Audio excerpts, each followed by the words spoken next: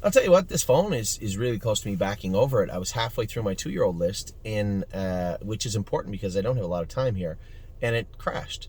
Not overheated, it just crashed. Be fair word, phone. I'm in between races here, and I am going to go through my list again with you. I get all the way down, halfway down it, and it crashed. It does it again. Bad news bears for the Samsung. Ali's got grit.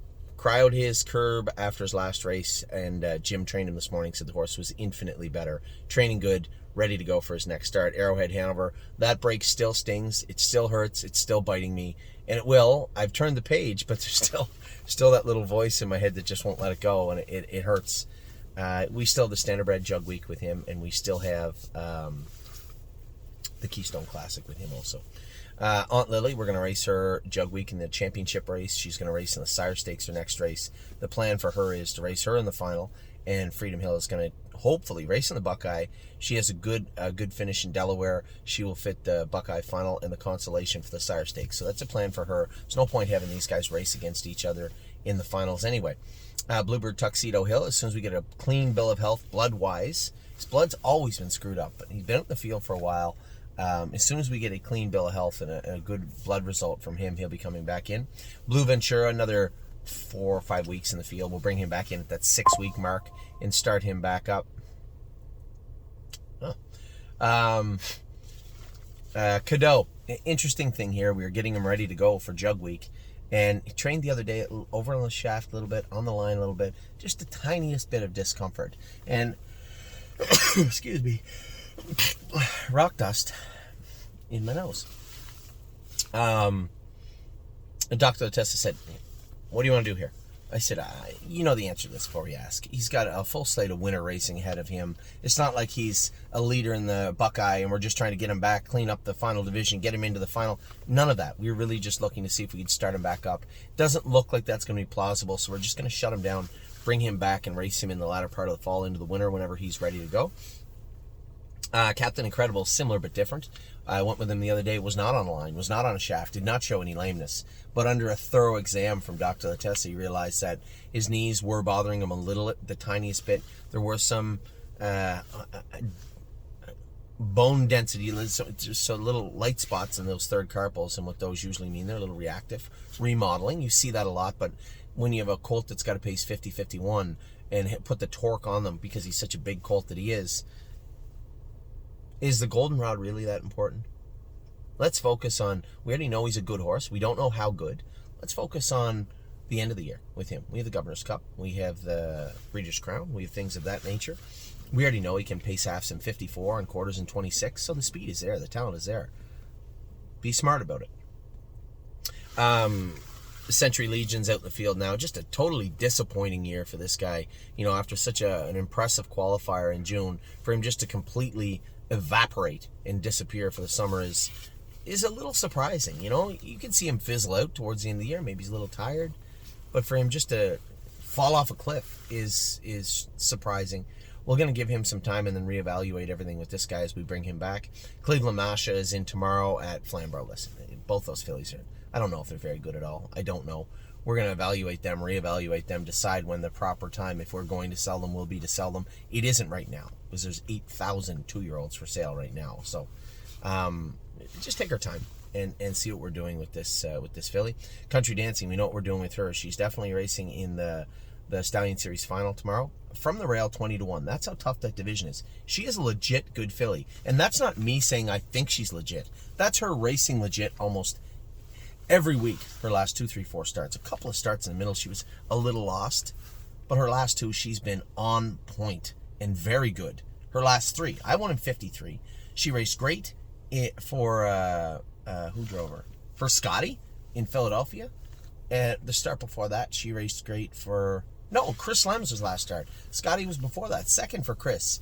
Third or fourth for for raced great.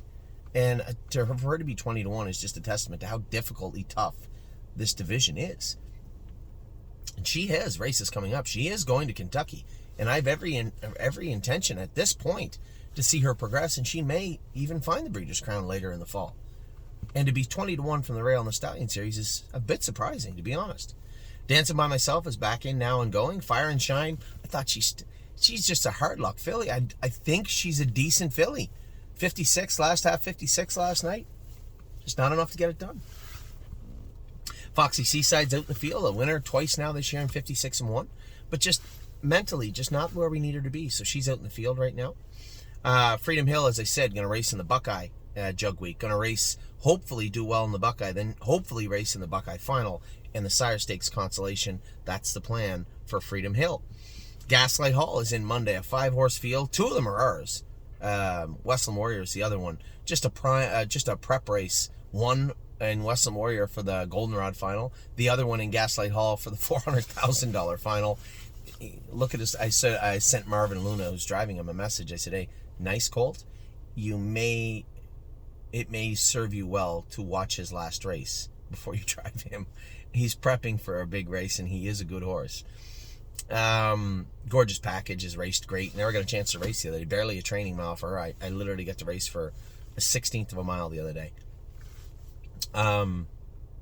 Grand Old Chap's been training good. 236 twice now. This horse is trained. Now I can see a racehorse in there. He's starting to emerge. He's starting to come forward. I've been very, very happy. Very, very happy with Grand Old Chap.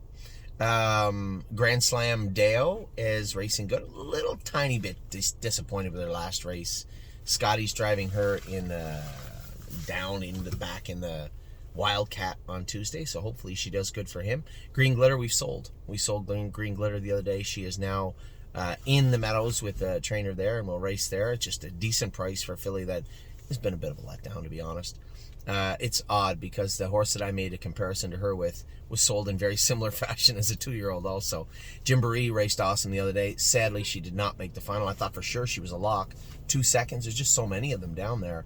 But you know what? She'll get a race of some sort down there and hopefully do some good, and we'll see where we're going to race her. Her year is far from over yet.